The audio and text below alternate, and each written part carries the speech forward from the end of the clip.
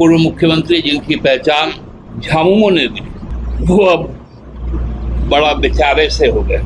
बोल रहे हैं कि मेरा अपमान हुआ। अरे जितना बड़ा सम्मान झारखंड मुक्ति मोर्चा ने चंपई सोरेन जी को दिया, गुरुजी ने अपना आशीर्वाद दिया, हेमंत जी ने अपना सर्वस्व त्याग किया, और उसके बाद ऐसा कौन सा डील हुआ भारतीय जनता पार्टी के साथ, कौन सा खजाना उनके पास था कि वो झामुमो छोड़कर चले गए। तो जो झामुमो छोड़कर चला जाता है, झारखंडी जनमानस उनको छोड़ देता है। यदि आदिवासी विरोधी हमारी सरकार होती तो चंपईदा कदापि मुख्यमंत्री नहीं बन। घाटशिला कभी भी ऐसा प्रतिनिधि नहीं चुनता है जिनके अंदर कोई घमंड हो या धनबल हो।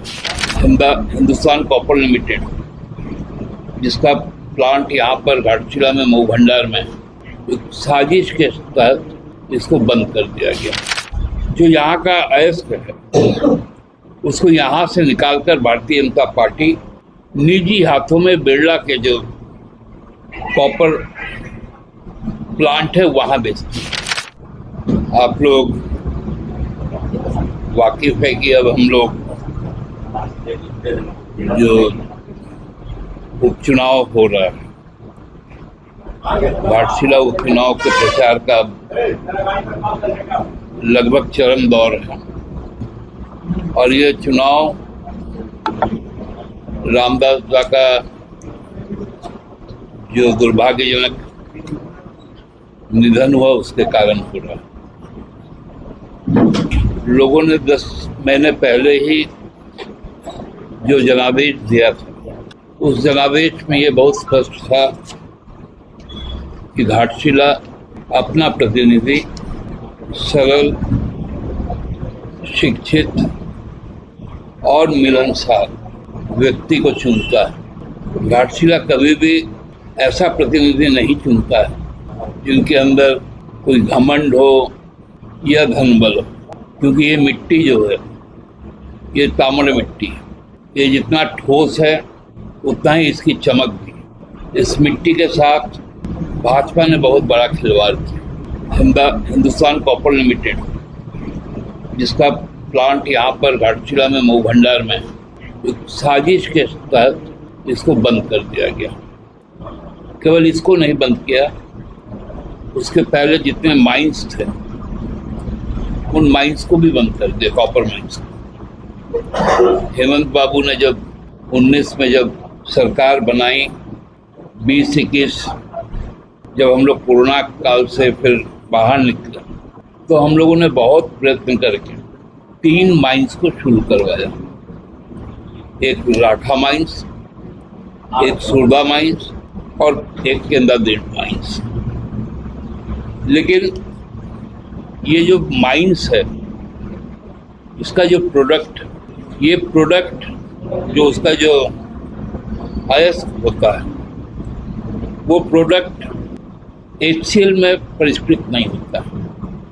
पहले HCL अपने जब स्वर्णिम काल में था तो उसी से सोना निकालता था, सिल्वर निकालता था, कॉपर निकालता था, और भी कई धातुएं निकालता था। और देश का नंबर 1 क्वालिटी, जिसको 1 ग्रेड कहा जाता है, वो रहा। लेकिन अब जो यहाँ का अयस्क है उसको यहाँ से निकालकर भारतीय जनता पार्टी निजी हाथों में बिरला के जो कॉपर प्लांट है वहाँ बेचती है, अपना प्लांट को बंद कर। और ये ऐसा समस्या है यहाँ के, जो जीविका के साथ जुड़ा हुआ था। आज आप जाके देखिए, मरघट जैसा मऊ भंडार हो गया, जो कभी गुलजार हुआ करता था आज से 10, 11, 12 साल पहले। वैसे स्थिति में कभी भी भाजपा यह नहीं चाहती थी कि यहाँ के लोग, क्योंकि मूलतः यहाँ पर आदिवासी और मूलवासी ही निवास करते हैं, उनका कल्याण हो, उनका तरक्की हो, उनके अंदर में खुशहाली और समृद्धि आए।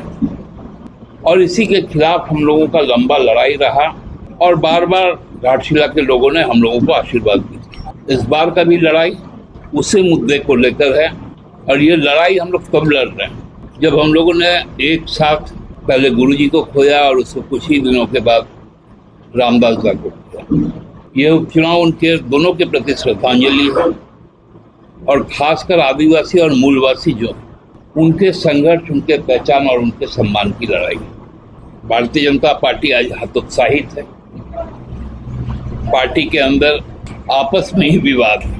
जिस पार्टी का 5-5 मुख्यमंत्री हो, पूर्व मुख्यमंत्री, वहाँ एक पूर्व मुख्यमंत्री तो पहले कभी दिखे थे जो प्रदेश अध्यक्ष भी हैं, जो बड़ा बाबूलाल जी, और एक पूर्व मुख्यमंत्री जिनकी पहचान झामुमो ने दी कोल्हान के क्षेत्र में। गुरुजी के आशीर्वाद से ही कई बार वो विधायक बने। हेमंत बाबू ने उनको अपना विश्वास करके मुख्यमंत्री का पद सौंपा, केवल पद नहीं सौंपा, उस वक्त पूरी कमान उनके हाथ में। लेकिन कुछ स्वार्थी लोगों ने उनको बरगलाने का काम किया। वो अब बड़ा बेचारे से हो गए, बोल रहे हैं कि मेरा अपमान हुआ।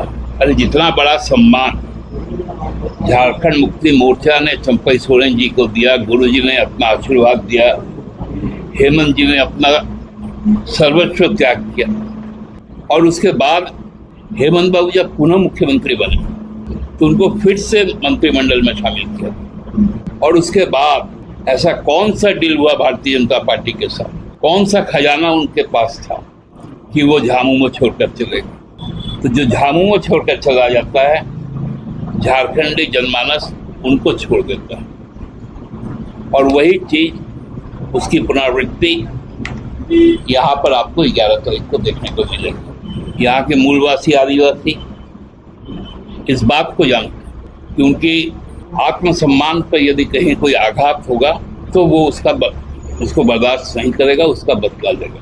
और ये लड़ाई आदिवासी स्वाभिमान की, मूलवासी अभिमान की, और ये लड़ाई हम लोग जीतेंगे।